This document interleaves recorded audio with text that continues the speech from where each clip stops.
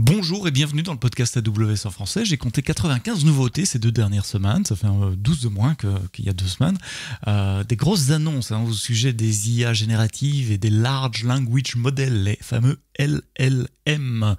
Il y a eu aussi 2 nouveautés importantes pour AWS Lambda. AWS Code Catalyst dont nous parlions la semaine passée est maintenant disponible. Et puis pour vous, les développeurs, j'ai également noté quelques nouveautés côté Amplify. Le podcast AWS en français, c'est parti, c'est maintenant.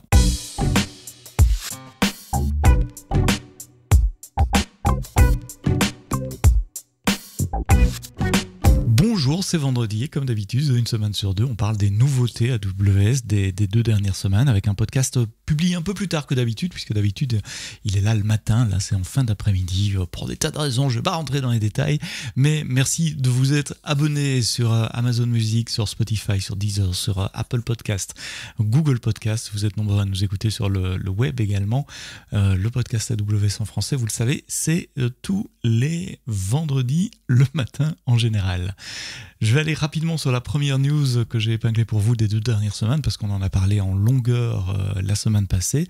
C'est Code Catalyst, cet outil qui permet de générer des environnements de développement pour vous les développeurs, pour hoster votre projet avec du source code control, avec de la gestion des issues, avec du CI/CD, tout ça intégré dans une seule console.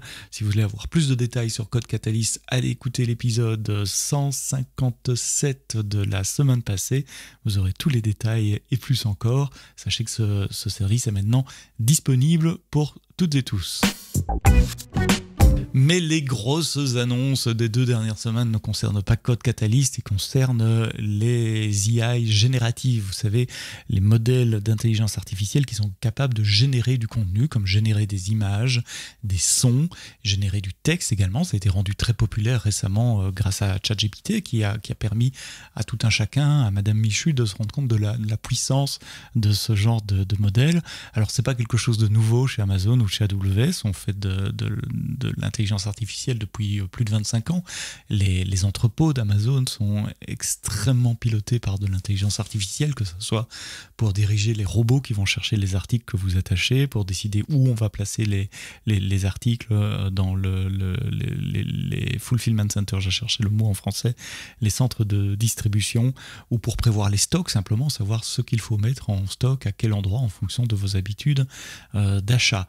Nous utilisons également des langages des modèles génératifs pour Alexa, pour générer des réponses d'Alexa, pour générer de la voix, pour comprendre ce que vous dites. Enfin bref, c'est pas nouveau, ça fait plusieurs dizaines d'années que nous travaillons sur l'intelligence artificielle et nous mettons à disposition de nos clients depuis la semaine passée Amazon Bedrock. C'est en limited preview pour le moment, donc vous pouvez vous inscrire sur une file d'attente pour avoir accès au service. Mais Bedrock, c'est quoi ? C'est un système serverless qui vous permet d'accéder à des modèles de fondation sur des modèle génératif, c'est-à-dire que plutôt que de devoir entraîner votre propre modèle, vous pouvez prendre un modèle de l'étagère. Alors on travaille avec des partenaires comme AL21, comme Anthropic ou Stability AI, ceux qui font Stable Diffusion.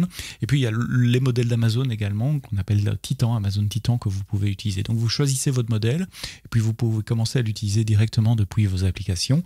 Ou, et ça c'est unique, vous pouvez personnaliser votre modèle extrêmement rapidement également. Imaginez que vous ayez un ensemble de vocabulaire lié à votre catalogue de produits ou lié aux questions-réponses fréquemment posées par vos clients, par exemple. Vous pouvez, à partir de quelques dizaines de prompts que vous labellisez vous-même, quelques centaines idéalement, vous allez customiser un des foundational models, des modèles de fondation qui sont proposés par Bedrock pour ainsi intégrer, le personnaliser pour votre langage, votre modèle de business, votre domaine de business. Donc si vous êtes intéressé dans les modèles de fondation sur les large language models, mais que vous n'avez pas envie de déployer toute l'infrastructure, que vous n'avez pas nécessairement les data scientists pour fine-tuner tout cela, vous pouvez utiliser tout ça en serverless, c'est Amazon Bedrock et c'est en preview. C'était une des grosses annonces des 2 dernières semaines. Et elle a été couplée avec 2 autres choses également. La mise à disponibilité des nouvelles instances EC2 Inf2 avec des chipsets d'inférence Inferentia qui sont conçus par AWS. Donc en plus des processeurs traditionnels qui tournent l'OS, il y a un chipset dédié pour l'inférence. L'inférence en machine learning, c'est quand vous soumettez des données à un modèle et qui vous donne la réponse. Avec cette nouvelle version de processeur Inferentia, donc les instances EC2 Inf2, il peut y avoir jusqu'à 12 chips Inferentia 2 dessus, qui peuvent amener jusqu'à 10 fois plus 10 fois moins de latency que la précédente génération des Amazon EC2 Inf 1. Et même chose, donc l'inférence, c'est quand vous avez le modèle et que vous allez échanger des données avec votre modèle. Pour le training, nous avons également conçu nos propres processeurs qui s'appellent les Trainium. Et là aussi, on lance une nouvelle famille d'instances avec des processeurs TRN1N, donc les EC2 TRN1N, avec ces coprocesseurs Trainium qui sont spécialement conçus justement pour la génération de modèles génératifs, pour les IA génératives. Je cherche les chiffres dans mes notes. 20% plus rapide pour entraîner un modèle génératif qu'avec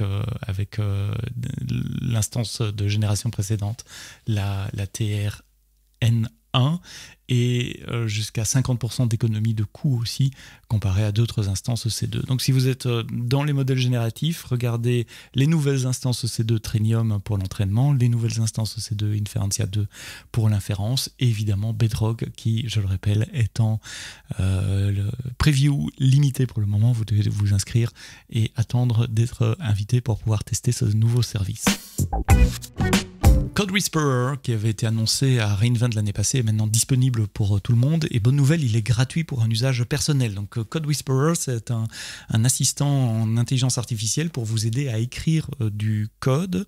C'est un plugin que vous déployez dans vos IDE, Cloud9, Visual Studio Code, IntelliJ et d'autres également. Il y a une longue liste. Il supporte toute une série de langages. C'est pas uniquement Python et Java comme c'était pendant le preview, mais il y a également JavaScript, TypeScript, C#, Go, Rust, PHP, Ruby, Kotlin, C, C++, Shell, SQL et Scala. Waouh, ça c'est la liste de langages supportés. Typiquement, une fois que le plugin est installé dans votre IDE, vous n'avez pas besoin de compte AWS pour l'utiliser. Pour un usage personnel, c'est gratuit. Il faut juste une adresse email et vous inscrivez sur BuilderID dont on a déjà parlé ici dans le podcast.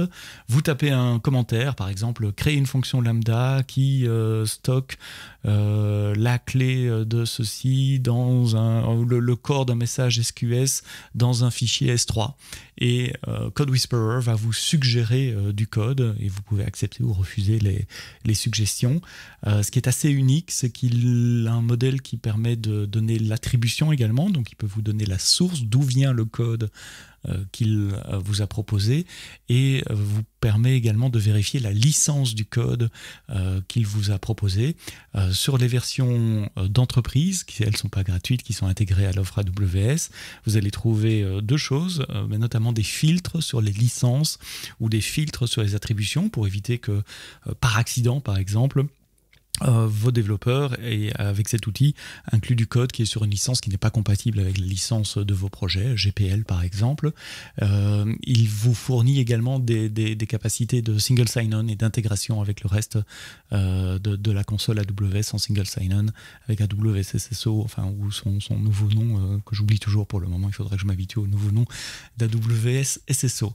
Donc c'est un outil qui vous aide à écrire du code, à être plus productif. C'est gratuit pour un usage personnel. Vous n'avez pas besoin de compte AWS, juste une adresse email. Et puis pour des usages d'entreprise, il y a un pricing évidemment qui est détaillé dans le blog post que mon collègue Steve Roberts a écrit et dont, comme à mon habitude, je vous mets les liens dans les notes de ce podcast. Assez parlé d'intelligence artificielle pour cette semaine, revenons à des bonnes choses pour les développeurs également, avec Amplify Flutter qui annonce la General Availability, la disponibilité générale de la version 1. Donc Amplify, c'est cette librairie qui permet très très facilement de créer des ressources sur le cloud, des ressources pour authentifier vos utilisateurs dans une application, des ressources pour stocker des images et des vidéos sur S3 par exemple, ou des API avec une base de données DynamoDB, une API REST ou une API GraphQL. Donc c'est un outil en ligne de commande qui permet de générer cette infrastructure. C'est plutôt destiné aux développeurs front-end qui ne connaissent pas nécessairement toute la console AWS, etc. pour pouvoir démarrer rapidement. Donc ça, c'est une partie d'Amplify. L'autre partie, c'est une librairie que vous mettez dans vos applications. Et là, la librairie supporte Android, supporte iOS, Flutter et React, évidemment, Vue, Angular également. Enfin, le gros des développeurs est plutôt sur React, Android et iOS et Flutter. Et donc, Flutter, la version 1.0, qu'est-ce qu'elle a de nouveau? Elle supporte iOS, Android, les applications web, mais aussi les applications desktop, Mac, Linux et Windows. Donc, à partir d'un seul projet, vous pouvez avoir une application qui tourne sur 6 plateformes, 2 plateformes mobiles natives, iOS, Android, web, et puis 3 desktops, Mac, Linux et Windows. Si vous êtes sur Flutter, allez jeter un coup d'œil. Il y a des composants high level order, comme on dit, donc des composants graphiques également. Par exemple, vous ne devez pas créer un écran d'authentification avec username, password, avec les flux pour enregistrer un nouvel utilisateur, pour faire du one-time password, etc. Tout ça, c'est dans Amplify et donc maintenant également dans Amplify pour Flutter. C'est mes collègues Abdallah et Ashish qui ont écrit le blog post et je vous mets les notes dans les notes du podcast. Je vous mets le lien vers le blog post dans les notes du podcast. Et puis je terminerai ce What's New de cette semaine avec Lambda, avec 2 bonnes nouvelles pour Lambda, si vous développez des fonctions AWS Lambda. Le support tant attendu enfin de Python 3.10, donc ça y est, c'est un runtime managé. On ne va pas upgrader vos fonctions existantes évidemment parce qu'on ne veut rien casser, mais vous pouvez aller dans la console ou utiliser l'API ou la ligne de commande pour changer le runtime de vos fonctions. Si ça vient de Python 2, vous avez peut-être besoin de changer un peu votre code également. Vous pouvez faire ça en infrastructure as code évidemment aussi avec SAM ou avec le CDK. Mais la grande nouvelle pour Lambda, elle est sortie quelques heures après que j'ai publié le podcast il y a 2 semaines avec les nouveautés. Donc techniquement, ça date juste d'il y a 2 semaines. Ça a été annoncé le vendredi 7 avril dans l'après-midi en heure d'Europe. C'est que maintenant, Lambda supporte le response streaming.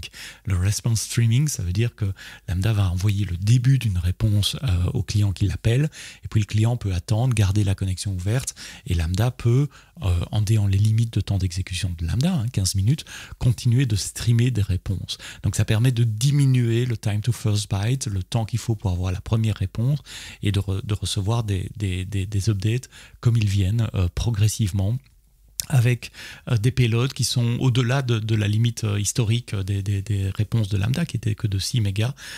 Donc là, vous pouvez monter jusqu'à 20 mégas pour le moment, et c'est une soft limit, donc on peut demander encore d'être augmenté. Alors, quels sont les runtimes, quels sont les langages de programmation qui supportent le response streaming? Pour le moment, c'est Node.js 14 ou des runtime managés, custom, pardon. Donc si vous écrivez votre propre runtime, vous pouvez également utiliser l'API de streaming pour que vos fonctions Lambda puissent streamer. Alors, qu'est-ce que vous allez streamer? Typiquement, ça peut être des vidéos, ça peut être des images, etc. Imaginez une fonction Lambda qui traite des images. Elle peut très rapidement envoyer le début du flux de l'image processée, et puis streamer la réponse, streamer un flux vidéo par exemple, ou streamer des événements, ou simplement avoir une fonction Lambda qui reçoit, qui va chercher des données dans Kinesis ou dans Kafka et qui stream la réponse au client qui l'appelle. Enfin, il y a des tas de use cases passionnants à mon avis derrière le streaming des réponses en Lambda, et je suis super curieux de savoir ce que vous allez développer avec cette nouvelle API. Donc dites-le moi sur les réseaux sociaux, comme d'habitude, Twitter, Mastodon, Sebsto, Sébastien Stormac sur LinkedIn. De nouveau, vous avez les liens vers mes profils sur les différents réseaux sociaux dans les notes du podcast. Voilà, c'était les nouvelles que j'ai épinglées pour vous cette semaine. Un podcast enregistré le vendredi 21 avril l'après-midi. Rendez-vous la semaine prochaine pour un nouvel épisode du podcast AWS en français. La semaine prochaine, nous parlerons de gaming. Qu'est-ce que c'est que faire des jeux dans le cloud? Pourquoi c'est intéressant de mettre son game server? Qu'est-ce que ça permet de faire? Et on parlera avec un studio de jeux établi à Marseille. Tout savoir sur le gaming dans le cloud, ça sera pour l'épisode prochain, épisode 159 du 28 avril. Mais d'ici là, quoi que vous codiez, codez-le bien.